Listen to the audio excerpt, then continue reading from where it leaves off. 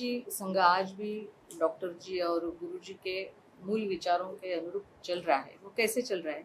और अगर कुछ रूपांतरण करने की परिस्थिति आई तो कैसे रूपांतरण किया है? डॉक्टर साहब, गुरुजी या और बाला साहब वगैरह सबके मूल विचार ये एक तो अपने सनातन परंपरा से, अपने समाज की संस्कृति से वो अलग नहीं है। तो एक बार बाला साहब को पूछा था या बाला साहब ने खुद होके बताया था कि हिंदुस्तान हिंदू राष्ट्र ही छोड़ के संघ में सब बदल सकता है। तो संघ के कार्यकर्ताओं का विकास करते करते ही एक बात डॉक्टर साहब ने पक्की की और वो चलती आई कि हम किसी पोथी पर विश्वास नहीं करते और हम कभी भी ब्लाइंड फॉलोअर्स नहीं बनेंगे और हम तत्व प्रधान है, व्यक्ति प्रधान नहीं है। तो महापुरुषों का अनुसरण अनुकरण, उनके गुणों का, उनके शील का, उनकी दिशा का करना है, लेकिन हर परिस्थिति में तुमको तुम्हारा मार्ग निकालना है। तो इसलिए नित्यानित्य विवेक होना चाहिए। वो संघ में नित्य क्या है भाई? संपूर्ण हिंदू समाज वो इस देश का उत्तरदायी समाज है।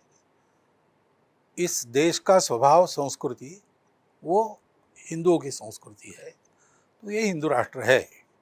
इस बात को पक्का रखते हुए ये बात न बिगड़े, इसलिए हमारी प्रतिज्ञा में वो स्पष्ट किया है स्वयंसेवक की कि अपना पवित्र हिंदू धर्म, हिंदू संस्कृति, हिंदू समाज का संरक्षण कर हिंदू राष्ट्र के सर्वांगीण उन्नति करने के लिए। फिर ये भी बताया है कि मैं संघ का घटक बनूंगा, यानी पार्ट एंड पार्सल। मैं संघ को गढ़ने वाला, मैं संघ का अंग और संघ के साथ सदा चलने वाला। मेरे मत वगैरह सब है, लेकिन हम सामूहिक निर्णय के अनुसार चलेंगे। ये और आजन्म काम करूंगा, ऐसा कहा है। बाकी कोई शर्त है नहीं। तो इसलिए नित्यानित्य विवेक करते हुए ये बातें नित्य है उसके चौखट में, और हिंदू की अपनी व्याख्या भी व्यापक है, तो उसके चौखट में बहुत स्कोप है हर परिस्थिति के अनुसार बदल करके, लेकिन दिशा कायम रखकर चलने का। तात्कालिक दिशा भी इधर उधर हो गई तो भी जाना कहाँ है, पक्का है तो मनुष्य वापस आता है। तो ये स्वातंत्र्य स्वयंसेवकों को डॉक्टर साहब के जमाने से है।